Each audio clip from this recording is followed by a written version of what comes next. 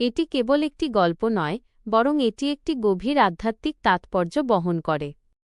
অমরত্বের রহস্য প্রকাশের কারণ।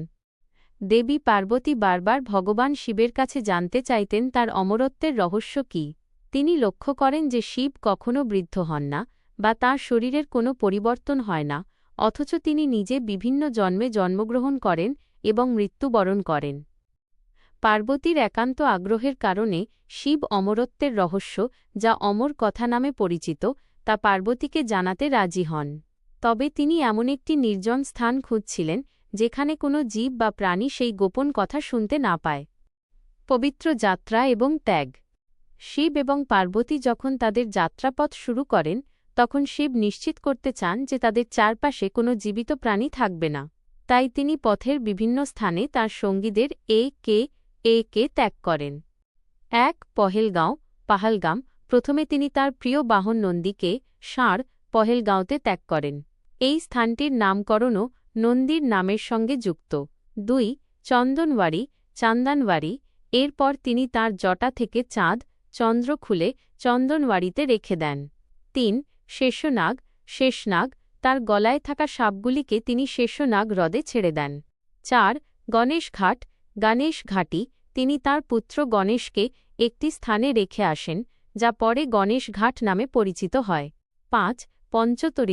পাঞ্চতারণী। শেষে তিনি তাঁর শরীরের পঞ্চভূত জল, বায়ু, অগ্নি, আকাশ এবং মাটি পঞ্চতরিণীতে ত্যাগ করেন, যাতে তিনি এবং পার্বতী সম্পূর্ণ নির্জন অবস্থায় গুহায় প্রবেশ করতে পারেন। অমর কথা এবং পায়রার অলৌকিক কাহিনী। যখন শিব এবং পার্বতী অমরনাথ গুহার ভিতরে প্রবেশ করেন, তখন সেখানে আর কোনো জীবন্ত প্রাণী ছিল না। শিব অমর কথা বলা শুরু করেন, কিন্তু গল্পের এক পর্যায়ে দেবী পার্বতী ক্লান্ত হয়ে ঘুমিয়ে পড়েন। এদিকে শিবের অলক্ষ্যে একটি পায়রা ও পায়রি কপোতী গুহার ভেতরে একটি ছোট্ট গর্তে বাসা বেঁধেছিল। তারা দুজনেই সম্পূর্ণ অমর কথা মনোযোগ দিয়ে শোনে। শিব যখন তার কথা শেষ করেন, তখন তিনি শুনতে পান একটি হুঁ বা হ্যাঁ শব্দ আসছে।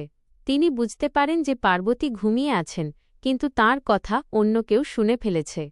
শিব অত্যন্ত রাগান্বিত হয়ে পায়রা দুটিকে ভস্ম করে দিতে উদ্যত হন। তখন পায়রা দুটি শিবের কাছে এসে বিনয়ের সঙ্গে জানায় যে তারা যেহেতু তার মুখের অমরত্বের কথা শুনে ফেলেছে, তাই তারা এখন অমর হয়ে গিয়েছে। তাদের হত্যা করা অমরত্বের নিয়মকে ভঙ্গ করবে। তাদের এই কথায় সন্তুষ্ট হয়ে শিব তাদের অমরত্বের বর দেন এবং বলেন যে তারা চিরকাল এই গুহায় বাস করবে এবং অমর কথার সাক্ষী হয়ে থাকবে। আজও অনেক তীর্থযাত্রী বিশ্বাস করেন যে তাঁরা গুহার ভেতরে এই অমর পায়রার জোড়াকে দেখতে পান।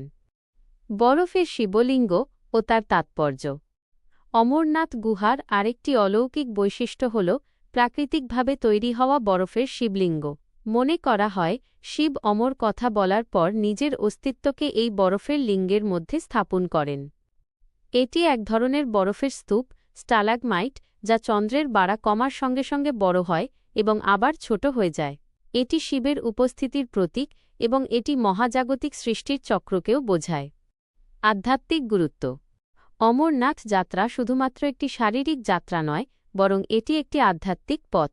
ভক্তরা বিশ্বাস করেন যে এই কঠিন তীর্থযাত্রা সম্পন্ন করলে এবং পবিত্র বরফের লিঙ্গ দর্শন করলে জীবনের পাপ মোচন হয় এবং মোক্ষ লাভ হয়।